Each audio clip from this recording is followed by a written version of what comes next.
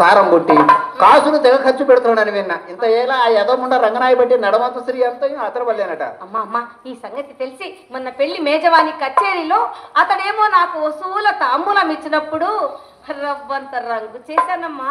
దాని ఫలితమే కాబోదు ఈ సుబ్బారావు గారి తార్లా. అంతే కదమ్మా. అందుట్లో నీ చెయ్యి సామాన్యమ్మా. నీ చెయ్యి తగిలితే ఎర్రనోడు ఎలక్ట్ర స్తంభం ఎక్కినట్టేగా. సరేగా పొద్దుననగా బజారుకి వెళ్ళింది చిన్నమ్మాయి చిత్రం రాలేదేమో. ఏం చేస్తుందో ఏమో. ఆ రామ్మా రా, ఇక్కడ రాజకీయం జరగట్లా, రాజ్యాంగంలో చోరం జరగట్లా. ముగ్గురు ముగ్గురు అమ్మ రావే అమ్మ రావే.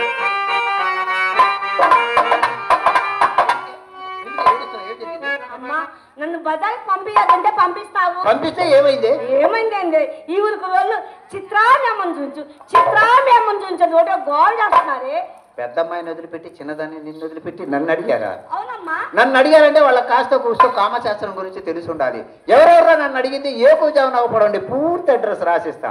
సరేగానమ్మా. ఎంతమంది అడిగారు? 100 మంది అడిగారే. 100 మంది కాకపోతే 1000 మంది అడిగినవి. అయినా ఏనుగుతోండాన్ని ఎంతమంది ముద్దు పెట్టుకునేది అరుగుతుందా? సరే సరే. అమ్మా అలా గోల్ చేస్తున్నారా? పరిగెత్తుకుంటూ ముందుకు పడ్డానే. ముందుకు పడితే ఎదరు కావాలి మట్టి, వెనక ఈపుని ఎందుకు అయింది? ముందుకు పడి పక్కకు తెలియలేవే. అబ్బతో చెప్పినా అతికినట్టు ఉండాలి.